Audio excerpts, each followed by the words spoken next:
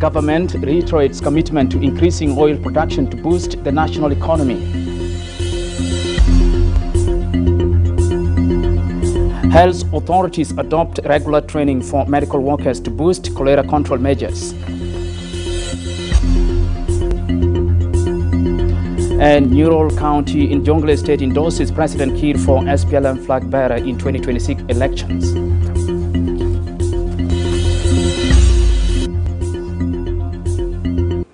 Hello and welcome to SSBC 8 p.m. News, coming to live in the national capital, Juba, with me, Abraham Aken.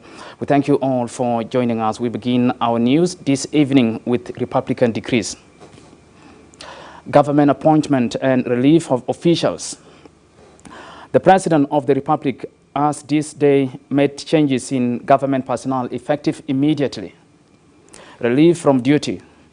The following officials are hereby relieved of their duties. 1. Mr. Moses Rao Ayi is hereby relieved of his duties as the private secretary and personal assistant to the President of the Republic. 2. Mr. John Madingbol is hereby relieved of his duties as the Deputy Commissioner General of the South Sudan Revenue Authority. Appointment. The following officials are hereby appointed to their respective positions. 1. Mr. Col Santuareg is hereby appointed as the private secretary and personal assistant to the President of the Republic. And 2. Mr. Moses Rao Ayi is hereby appointed as the Deputy Commissioner General of the South Sudan Revenue Authority. The President of the Republic extends his gratitude to the outgoing officials for their dedicated service to the nation and conveys best wishes to the newly appointed officials as they assume their responsibilities. Dated the 8th December 2025, signed Salva Kiir Mayardit, President, Republic of South Sudan, Juba.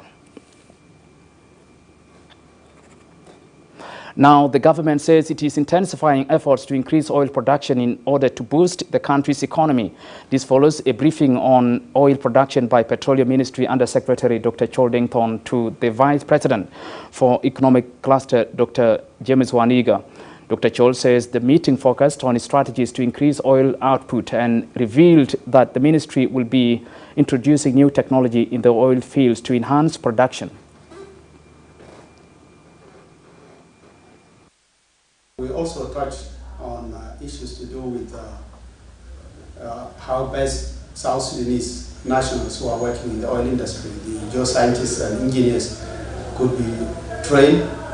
We touched on the issue of providing and establishing oil training center in the country where South Sudanese are trained to take over the oil fields when the current exploration and production sharing agreements come to an end.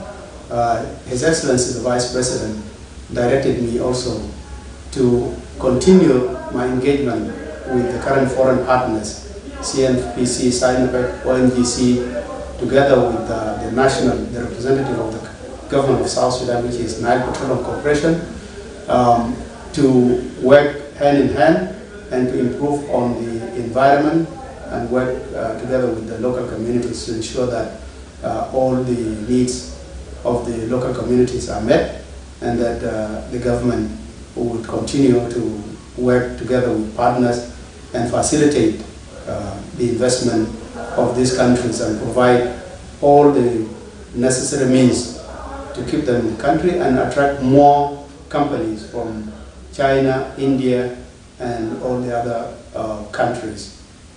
We also talked on the issue of engaging Ministers of Foreign Affairs to attract more foreign direct investment, especially the Gulf states, and to ratify some of the cooperation agreements with countries like Saudi Arabia, UAE, Qatar, and the rest. And so the meeting was fruitful, and His Excellency, the Vice President, Prof. Dr. James Waniga, assured me that we will have regular meetings as part of the economic cluster, so that our operations in the Ministry of Petroleum. The SSPDF forces stationed in Idlib have stressed maintaining their positions and safeguard the oil facilities as fighting between the Sudanese armed forces and rapid support forces RSF draws closer to the area. The SSPDF emphasized the importance of maintaining a strong security presence in Idlib to prevent threats or disruptions that could endanger local communities or undermine the nation's economic interest. The SSPDF continues to maintain the neutrality while ensuring control over key strategic areas crucial for regional stability. The SSPDF Chief Assistant for Mobilization and Disarmament, Lieutenant General Johnson Holon, reiterated that SSPDF forces will not participate in the ongoing conflict but will remain vigilant to prevent any spill over that could threaten South Sudan's sovereignty and vital oil infrastructure. أنا استقبلنا قوة كان في ليج أسقوة ده كان معنا في باناكويس ونحن سلمنا إمداد كله أصل بتاعه بيع بعضهم وسهم قاعدين معنا ونحن نريله في معلوم أكو ما يقول لنا سو شكر بنديو لبران وصار فاكر مجاديد عشانهم لما نفوسهم زي ما مثل بيقولوا شعبين في دولة واحد سو ده ما اعتبروا زي إخواننا ونحن مسؤولين عشان جينا قابلنا وسلمنا معنا ده كله بعد شوية أنا نمشي ليش ونمشي نسلم ليش وبعد كده تعلمنا يبدأ في كده بران ما The national legislators have been informed about the parliamentary session scheduled for Tuesday, 9 December 2025 at 10 a.m. The notice has been issued by Santino Majak Deng Clark to the Assembly.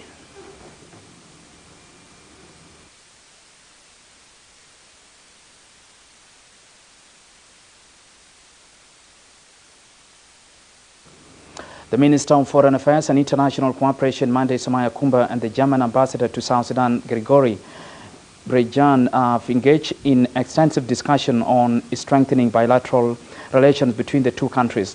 Minister Mande Kumba briefed the German ambassador on its recent engagements at the African Union, European Union summit held in the Angolan capital, Rwanda.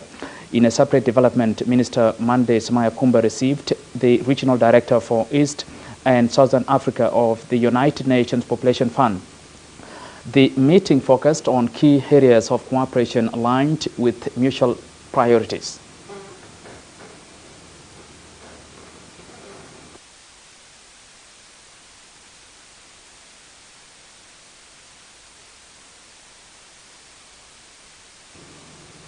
The Ministry of Trade and Industry has called on urgent meeting with a Chamber of Commerce and freight forwarders over pressing concerns regarding illegal charges imposed on trading containers at the port of Mombasa and in Nimule.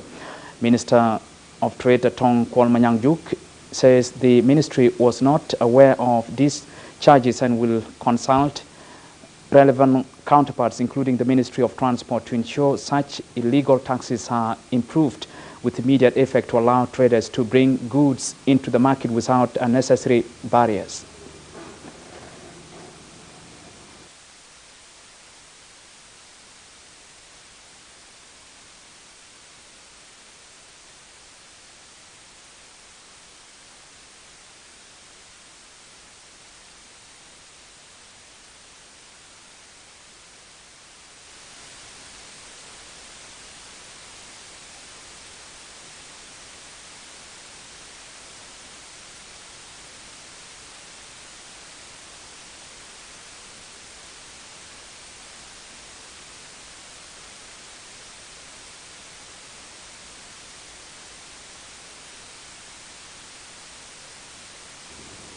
Information Minister Teng Wegateng is encouraging the country's musicians to compose songs that promote peace and reconciliation. Teng Weg was addressing an event organized by Luach Ako community in honor of their artist Mayan Kwal Kulang in Juba on Sunday. Meanwhile, Luach Ako community women's sector chairperson Dr. Akur Muinlang Bol expressed his gratitude to all participants who turn up to support the young artist.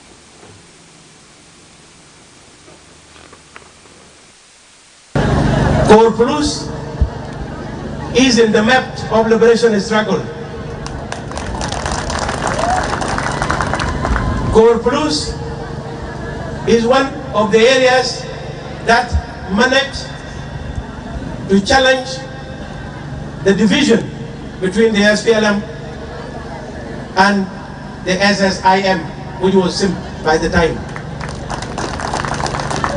Without Core Plus, the SPLM would have lost the whole of Upper Nile. Unless we are born only today, we will not be able to know what role and which role the people of Core Plus has contributed in the liberation struggle. Because they are the masterminds behind this program. So if you are watching me live or you are watching us live, I would like to greet you and also thank you for the hard work and the effort and the thoughts you have put all together to make this day successful. So the Undersecretary in the Ministry of Health, Dr. Kennedy Ganiko, has assured the ministry's commitment to strengthening capacity of the doctors and health workers units to provide quality health services to patients in the country. Dr. Kennedy Ganiko was addressing the conclusion of a validation forum for cholera control measures in the country.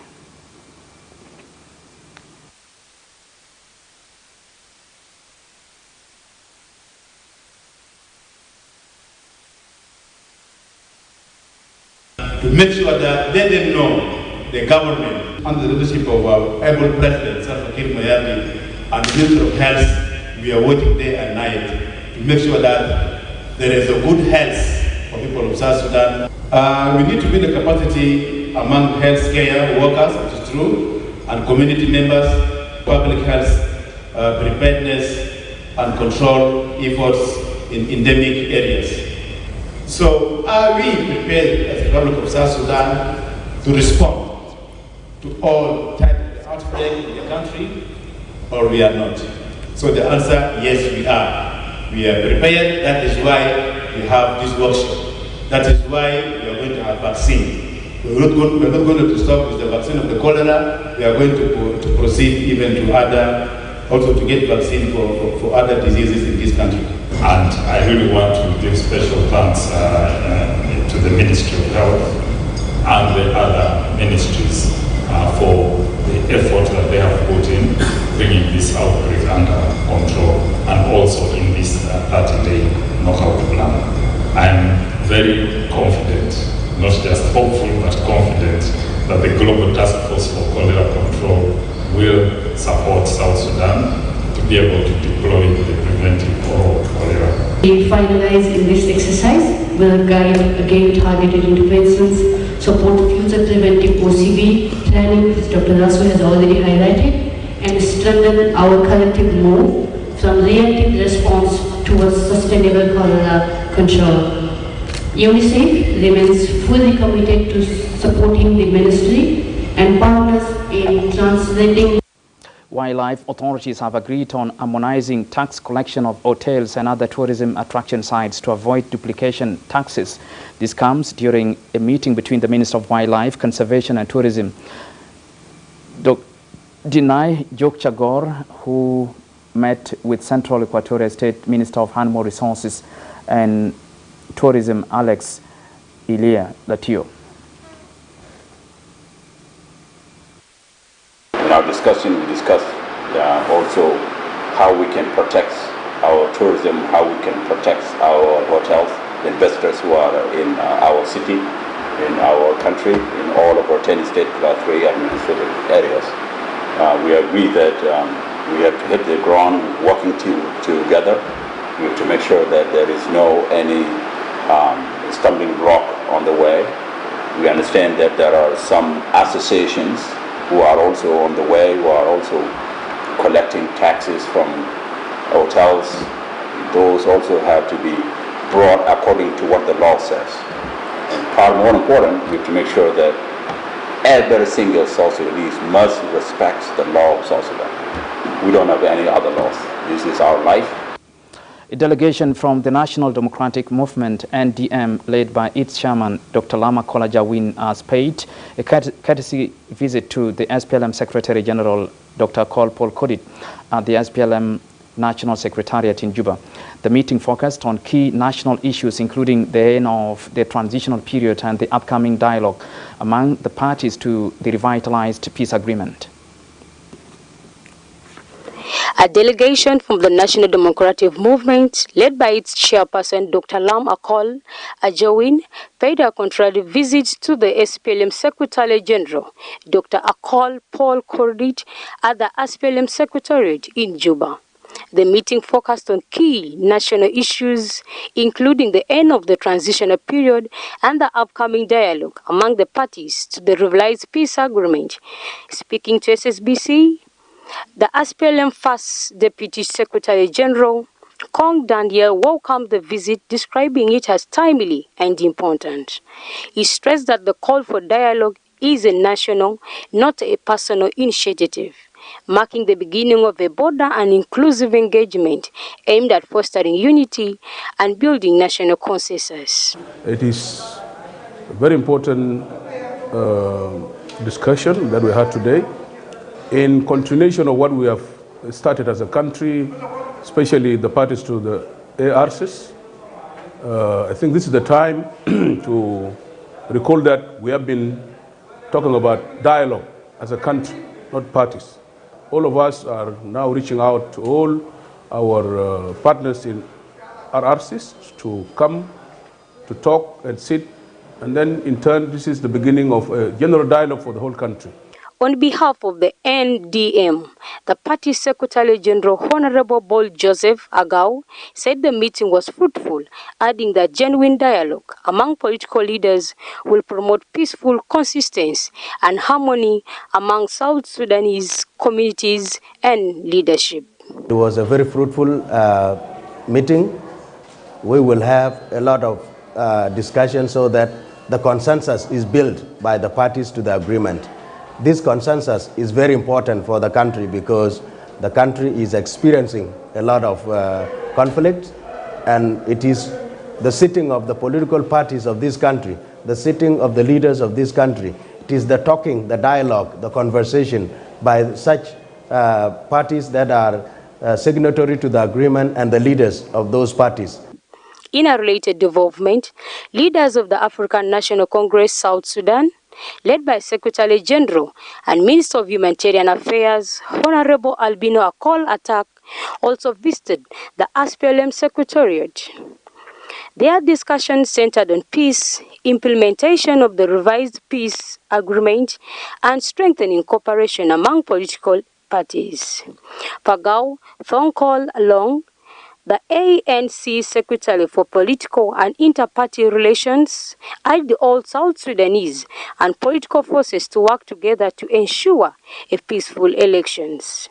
He emphasized that the citizens must have the chance to choose their leaders through democratic means rather than conflicts. We touched base more on issues of peace implementation and the cooperation of ANC with the SPLM, including the other political parties in the Republic of South Sudan. First, with the issues of RRCs, ANC and the SPLM will work around the clock to make sure the agreement is implemented and the elections are conducted in a time.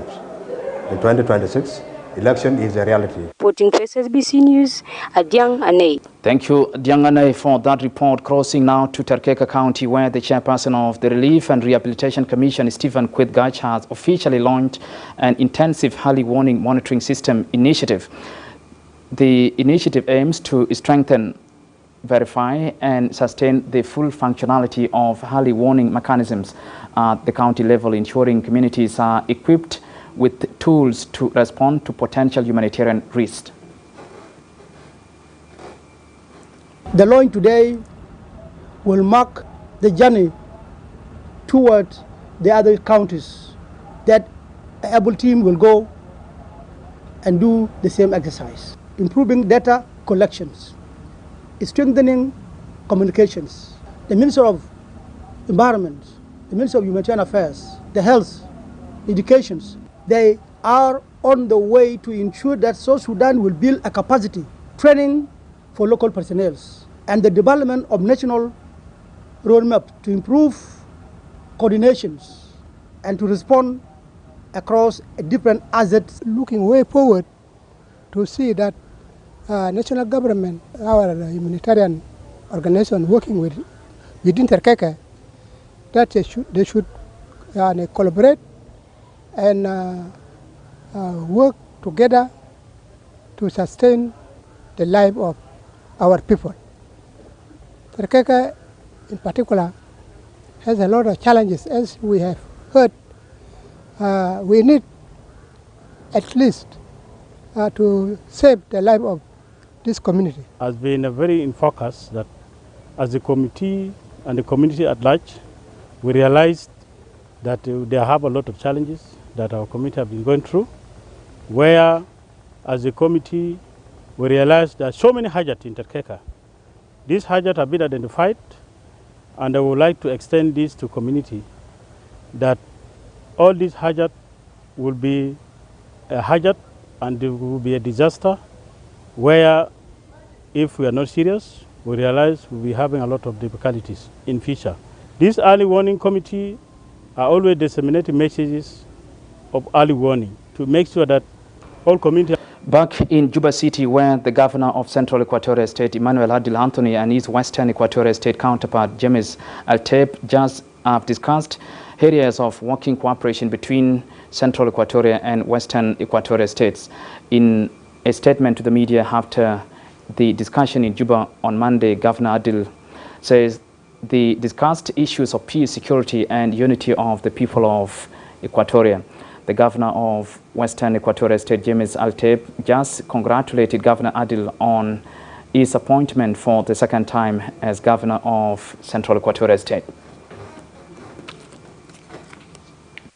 We are one people, normally the father is Equatoria, and we share so many things in common, and we are very thankful. One important thing we discussed in this visit is the need to collaborate and work together for the better of our people. And of course, all of us know that we still face some challenges of peace and security in our areas. We agreed to work together for peace in the Equatorial region between our states, and also appeal to our people to support the government, because peace is delivered when the people and the government work together. And I assured myself of cooperation between Western Equatoria, Central Equatoria, and we also extended our solidarity towards the whole three Equatoria state. And I am extremely happy to be here, and we wish each other all the success as the Equatoria is hosting the whole South Sudan, and therefore the unity of the Equatorial leaders will be paramount to make sure South Sudan. We now go for a break, and when we come back, we shall cross over to Nurol County in Jonglei State, where thousands have gathered in support of the SPLM for liberating the country and maintaining stability nationwide. Please, do stay with us.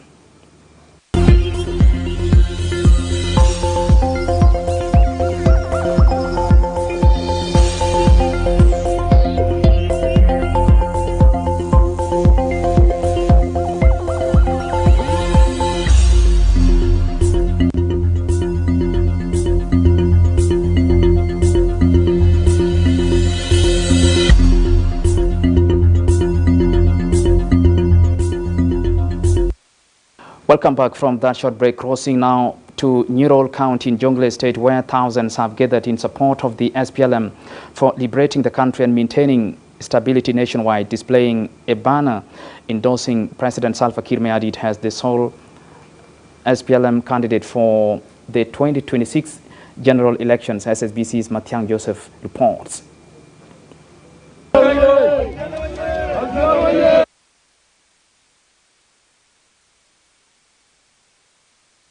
At Pading headquarters in Nurol County of Jonglei State, a succession of elated crowds yearning for peace and reconciliation gathered to welcome their governor, Dr. Yegai Kok, who is in the area for peace and unity rally. The crowd is not only singing songs of forgiveness but displaying a banner with President Salva Kiir's picture, signifying their confidence in his steadfast leadership and endorsing him as the SPLM candidate in the upcoming 2026 general elections at the conclusion of the transitional period.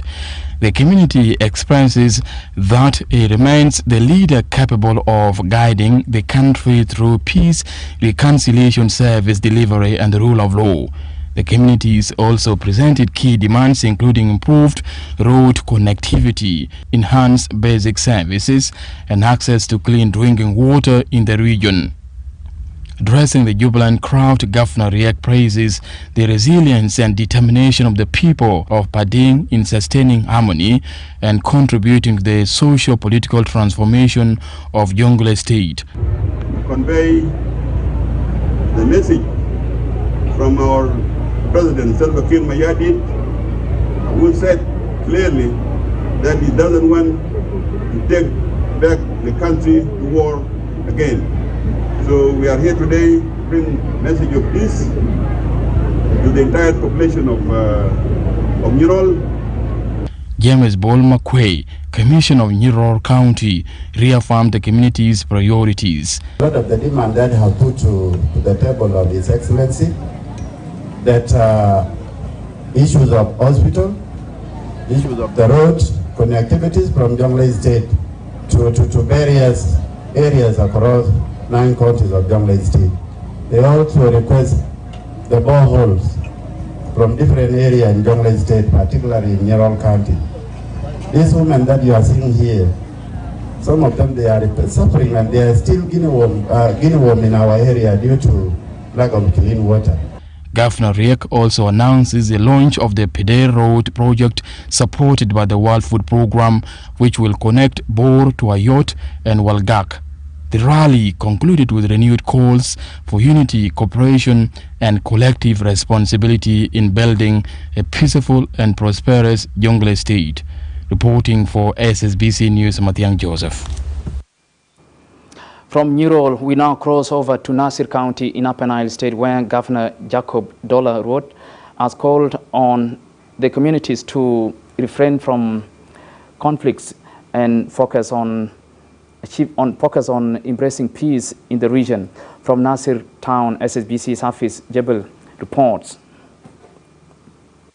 On his current tour in the counties of Upper Nile State, Governor Jacob Dola Road whips up public support for peace and stable security, fundamental factors in normalizing life and encouraging the return of internal displaced persons and refugees to their home areas. Addressing the public rally in Nasir Town, Governor Dola Road exhorts the people to forgive each other, reconcile to rebuild the state. The governor's visit to Nasir is the first since the government seized control of the region.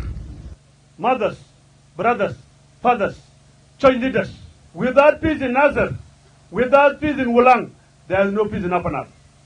Without peace in Upper Nile, there is no peace in the Republic of South Sudan. And the people of Apadang and also Chola, they have sent this message to you at the Jikany. They are saying without peace, Upper Nile will not witness a everlasting peace. You must start having peace in your counties, and the peace will come to Upper Nile. The State Advisor on Peace and Security, Atayeb Ukij-Ajak, calls upon the people in Nasir County to accept and practice peace, reject violence, and work to restore normal life in county. خلينا ننسى الماضي ونخلي الكلام ده كله ونتكلم عن السلام. عسى السنة ده في ناصر ده، عسى في ناس امتحانوا سنة؟ لا في امتحان، لا في مدرسة، لا في سوق كويس، ملح ما في، سكر ما في، حاجات اسكريم ما في، حاجات كتير ما في. بس حياتنا كلنا نكون قاعدين في الخلا بس على حساب مين؟ الكلام ده كله لشنو؟ نحن بابنا مفتوح يا اخواننا. الباب بتاع السلام مفتوح. السلام ده الخيار الأول وده الفوق. The Commissioner of Nasir County, James Gatwich Jok, confirms relatively stable security in Nasir. He says the existing peaceful environment is encouraging many displaced persons to return to Nasir town. Mean that there is a full cooperation, that's why the civilians are feeling free. The people which are now, they come here, the military people, police, and wildlife, all of them, they are together and we work together with them. There is no any difference. See, this from here and this from there.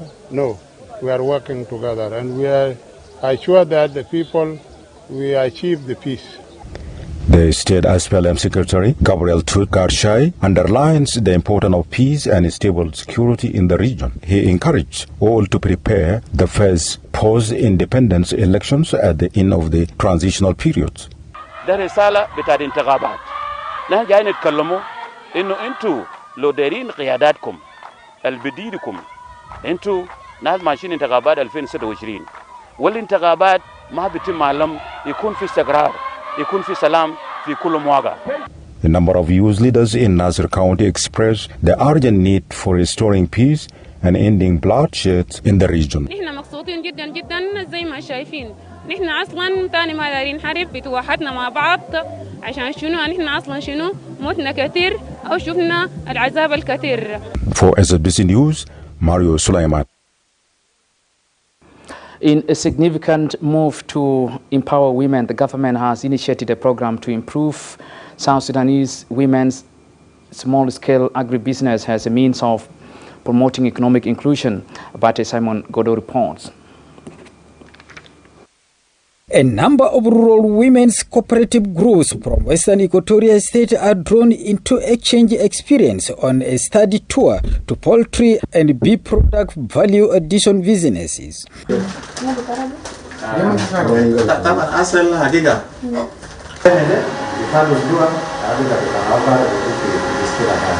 The representative of the study tour, Joel Binza, explains the rationale of the initiative in fostering women's potentials in integrated farm management.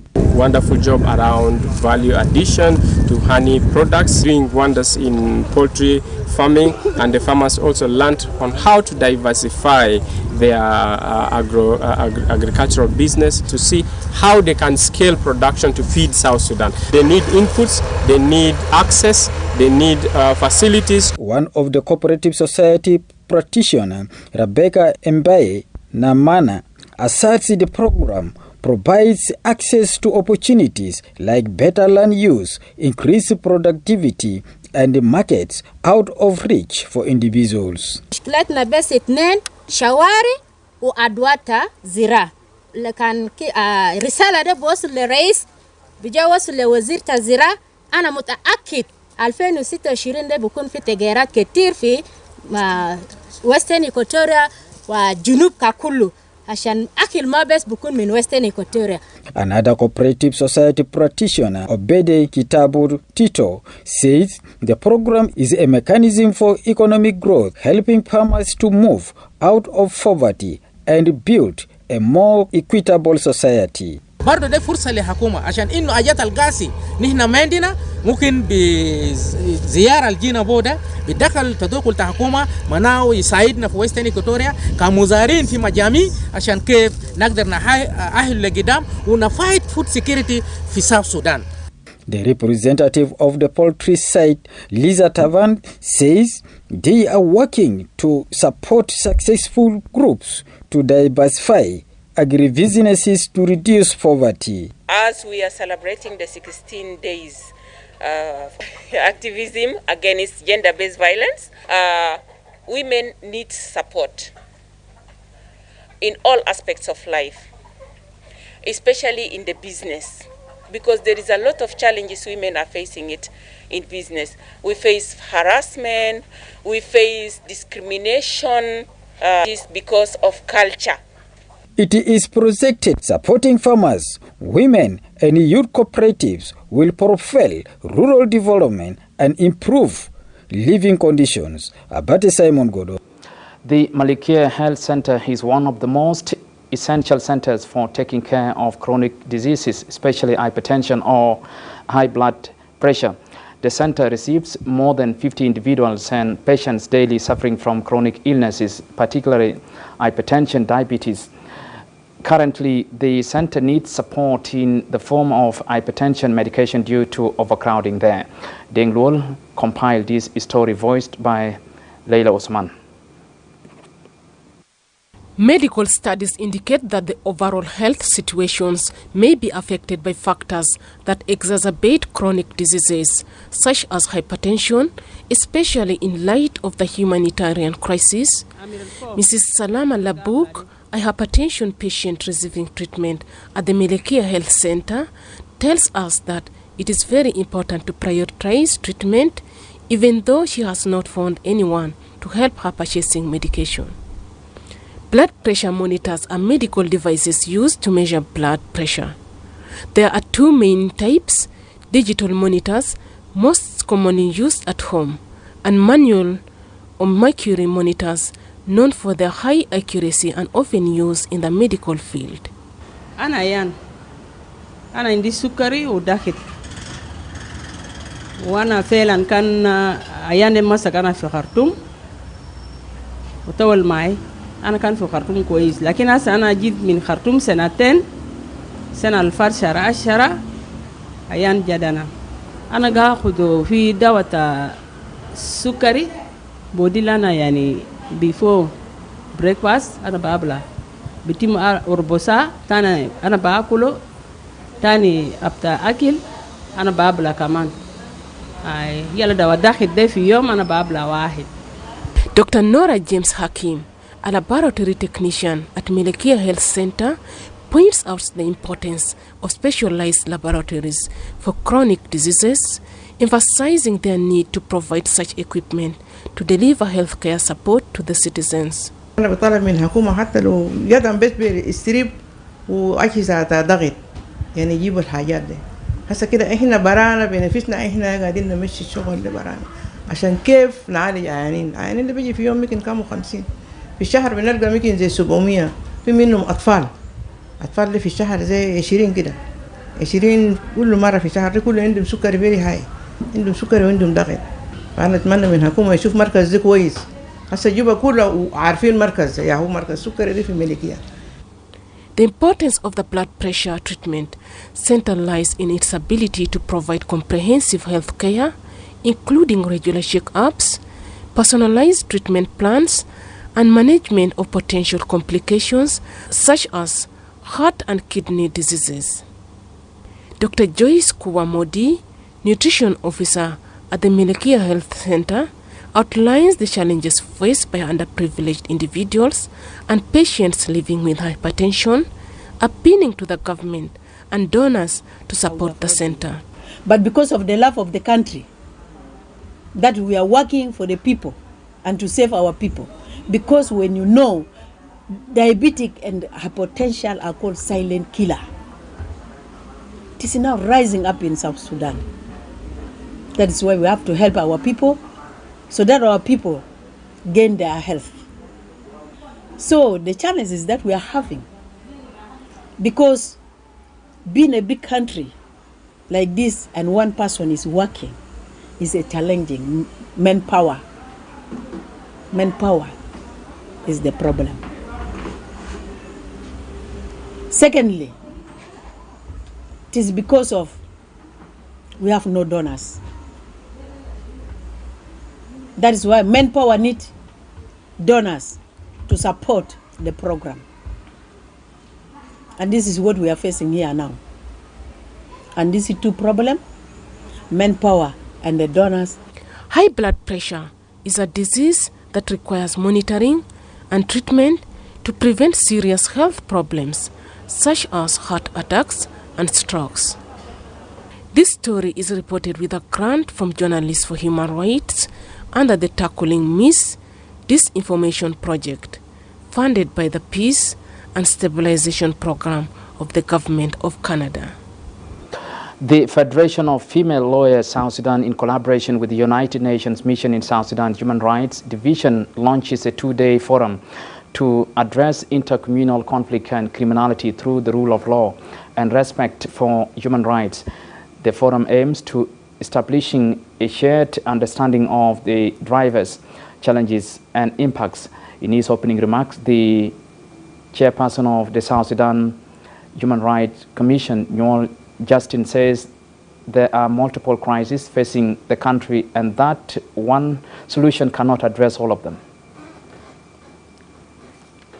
Of course, in South Sudan, there's multiple conflicts going on at the same time. Some are political, some are economic, and it's important to know which starts where and which one ends where, because you cannot just have a one solution fits all. You have to address them individually. And that's particularly important for lawmakers. And some of those may not necessarily have a legal gap, as the word.